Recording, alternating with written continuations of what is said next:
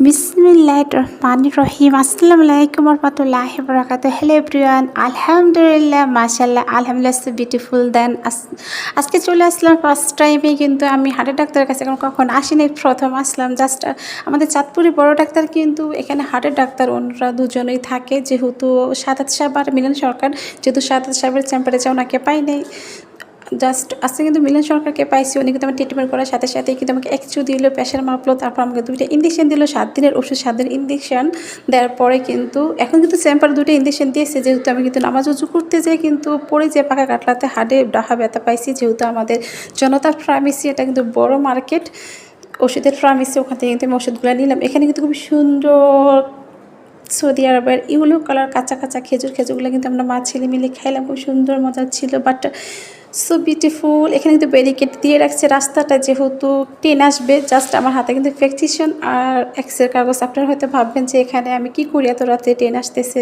আমি কিন্তু মুহূর্তটা ধরে রাখলাম, যেহেতু আমার গাড়ির সাথে আমি শেয়ার করবো। খুব ভালো লাগছে, বহুদিন পরে আমি ট্রেন দেখলাম, এত সুন্দর চকচক করে চলতেছে, আলহামদুলিল্লাহ। তারপরে কিন্তু খুব সুন্দর রেড কালার চেয়ারগুলো এখানে এত রাত্রে, যেহেতু সবাই কিন্তু ফুচকা খায়, এখানে বেলপুরি খায়, চটপটি খায়, আমরাও খেলাম।